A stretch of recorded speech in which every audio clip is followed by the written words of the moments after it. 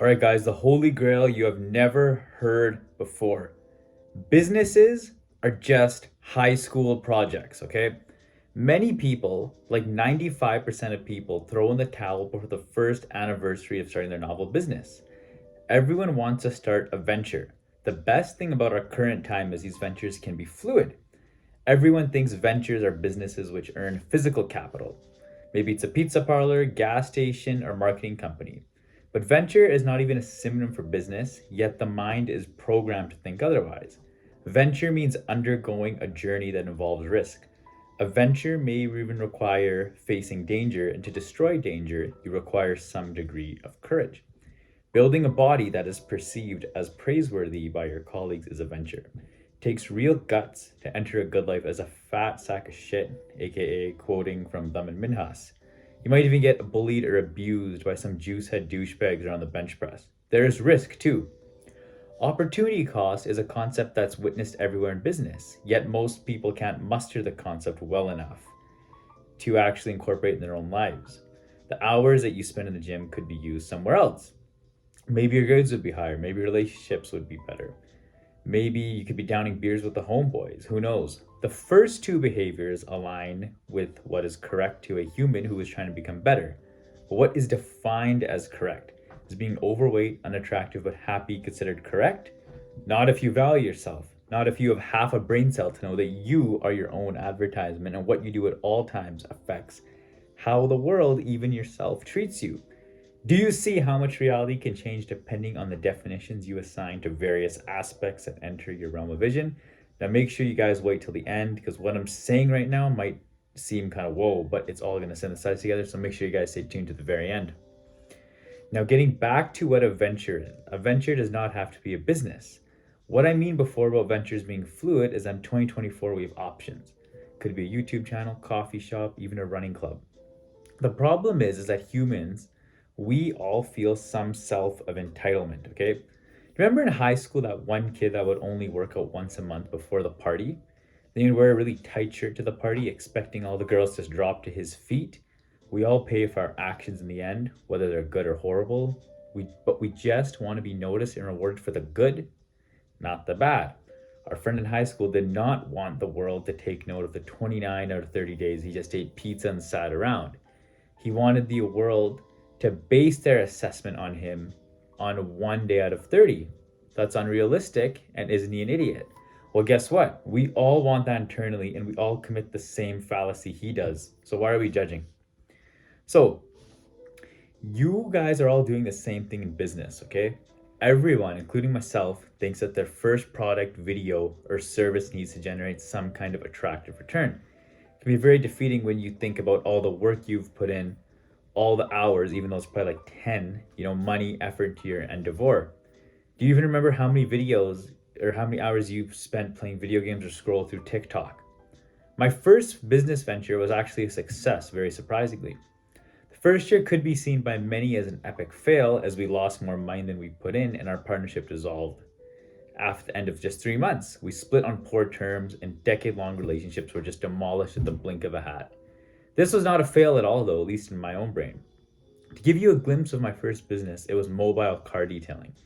I had a vision of bringing people of my hometown convenience and the ability to get their cars detailed from the luxury of their home. I had no clue how it was going to turn out. And I treated it though, here's how it was successful. I treated it as a pilot project to get my toes into strategy. I wanted to see the demand for car detailing. I printed out a couple hundred sheets of paper and would go in 30-degree weather from door to door, putting sheets of paper with some crappy color and ink into doors and under welcome mats. I was so keen to test the demand, so I ruled this method as the only marketing strategy that would be allowed for the summer of 2016. Why?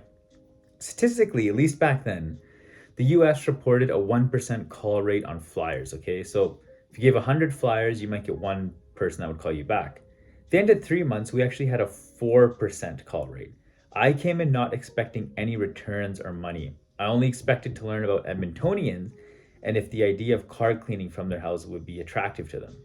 Fast forward next 6 years, I opened up a new business under a new contract and new name the following year. Started with another friend who was not involved at all in 2016. 2017, fresh start.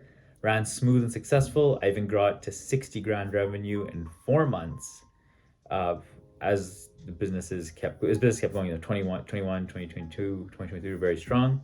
Not bad for a summer job, right? We sold the business when my co-founder got his CPA and I got admitted to the MBA program. As we know, we can't have our hands in all things. We need to set a very definitive chief aim if you've been watching my Napoleon Hill series. So, why exactly was my project successful? Because it was a pilot project. The success lies in the definition. Do you remember in grade school when you would spend countless hours doing some stupid project that was completely pointless? The school system brainwashed us and incentivized us literally the same things as video games with grades they made up. But we know everyone will pass grade school in the end. K to grade 12, you will probably pass in the end, okay? We spend so many times on lousy art projects, posters about insects, and English short stories about stupid pioneers. I remember the stress that would come along with this BS, wasting my parents' time to, get them to help me with these things. Who needs to write a report on China when we have Wikipedia? I'm gonna discount anything you did in post-secondary, is that actually has the potential to make you money if you get good enough grades here and then go into a good profession, okay? What I'm trying to tell you guys is that you have journeyed through 95% of your life without any compensation or reward. The only difference between now and back when you were younger in grade school is that your brain had a different perception or concept of what was actually correct. Getting a pointless letter grade from some stupid teacher you probably didn't like was enough fuel for your brain to say, let's fucking get it, man. In business, or even life for that matter, nobody will reap reward during the first little while. I have fitness YouTubers tell people all the time it will take 1 to 3 years to build a dream physique naturally. They encourage their followers not to expect any positive changes in the first year. That's what you have to do. The first 1 to 3 years of anything will not boomerang benefits. A lot of people can't just go up to someone after the first day and say, can you marry me? Time will build friendships as time moves on. So take away this video, treat every endeavor like a school project. You hustle hard and put effort in without expecting any monetary increase. You're doing it to learn, doing it as a project. Just remember, you spent 12 years of your life getting no compensation for making solar system PowerPoints to impress some random teacher because you don't want attention, okay? Teach your brain to identify your new business as a high school project. This is what should be correct. I'm not telling you to slack off and minimize your effort. I'm telling you to be patient and enjoy the process. Welcome to phase 1.